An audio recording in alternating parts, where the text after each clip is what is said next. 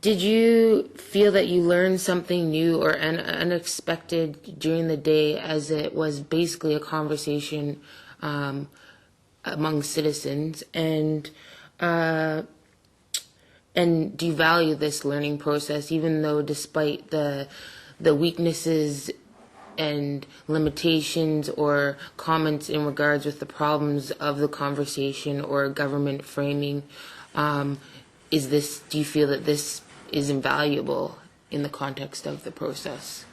I think it was valuable in the sense it's been mentioned. It's very hard to disagree with the democratic process. And I think there were individual circumstances and people there that had particular knowledge on issues that were enlightening. So I think it was a learning process, and it was interesting to sit in and have that kind of debate with other people who are obviously interested in our healthcare system and where it goes from here. But I think in the overall, it's more about, it's less about conversation and more about validating the position of this government, and that's on the question of the viability of health, whether we can afford it, and all those boogeymen that they've raised. Am I conversing with? Well, hopefully I was conversing with everyone, and also maybe the government, if it cares to listen. And did I learn something new? Of course, you always learn something new at these kind of things. And whether it was valuable or not, we'll have to wait and see if the government acts upon what all the comments and that from everyone. Thank you. I think we all learned something there, conversing with people virtually of like mind. As has been said a number of times, people do support public health care. This is a system that's been proven, and they want to retain it, and if anything, to advance it.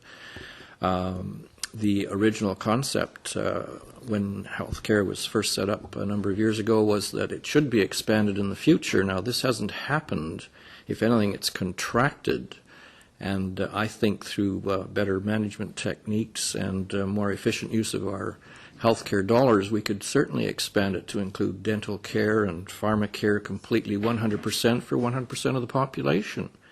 And the government should be fully aware of this, and simply putting it to the people that it may not be sustainable in the future, and therefore we should continue cutbacks and make a mishmash of the public system so that in effect they can bring in two-tier health care and a private system on top of it, which allows only the privileged few access to health care, should be strongly avoided and battled on all costs there with all of our might. I think we should also mention that Emmett Hall, who chaired the first commission on public health care many years ago, that's before the Romano Commission, gave us a very good quote on the value of the public health care system to society, and I'd just like to quote that to you. And he said, "From the humanitarian standpoint, there is, we believe, an obligation on society to be concerned with the health of its individuals. But on the economic side, investments in health are investments in human capital. They pay great dividends to a nation that looks after the health of its people." Now, that was a very wise and perspicacious comment, I think. Yes, the conversation is between the government and the people, because I saw a lot of representatives from the government there, and they were listening and taking down notes. And so it's like a two-way, there's a dialogue, and it's a good thing.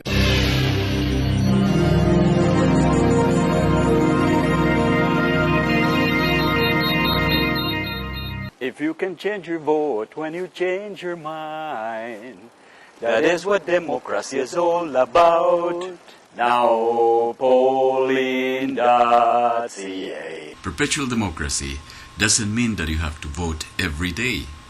It just means that you have the right and the ability to vote anytime you want.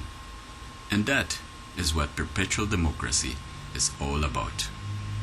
Nowpolling.ca and others ask questions about healthcare on their website. And I think these are also opportunities for people to participate and engage and to let people know. And certainly if that website receives a level of interest, if hundreds or indeed thousands of people respond to those questions, then that would have an impact on the public debate as well. And so opportunities like that provided by nowpolling.ca, not just during a conversation on healthcare, but 12 months of the year, are opportunities for people to participate as well. I encourage people to go to that website, nowpolling.ca. That's www.nowpolling.ca, and take a look at the questions and let their voice be heard there as well. How do you feel that the government is going to be accountable to the people in regards to the conversation? Well, first of all, we're always accountable to the voters at election time. I think with respect to the conversation in particular, already by making sure that everyone in the province has access to the information that we've received throughout the process, already I think that creates a bit of its own accountability.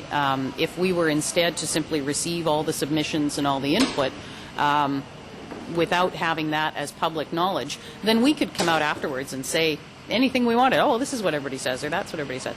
I think by providing it and making sure people have access to it as it goes along, that creates a measure of accountability, because people will be able to then look at what we come out with, and they'll be able to compare it back to the process and say, well, how did they get there? How did they make that decision? And that's a part of what makes you accountable.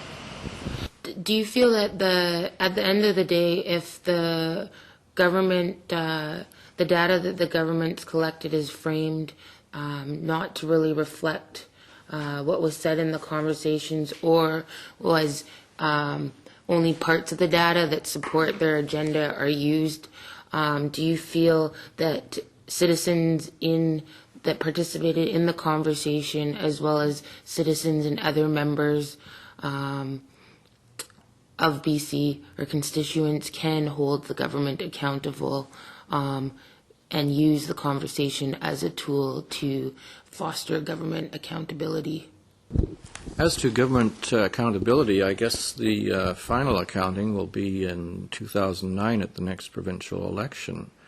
If the government doesn't sit up and take notice of what people are saying now, they probably will reap the results of their action or inaction at the next election. Well, as everyone says, we hope that the government will realize that that people want the public health system. But looking at the direction that our governments, both provincial and federal, are taking us, I think it's going to take a massive movement of people to maintain our system of public health and public education, because the planning with these governments seems to be going in the opposite direction. So I think people have to begin to participate. This is one of the frustrations I have, is that people are complacent. What reason there is, I don't know.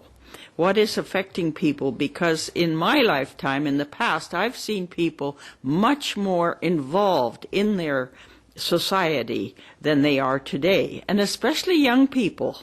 I don't know whether it's confusion because of the rate of change that we're going through, but certainly people need to dig in and start to participate.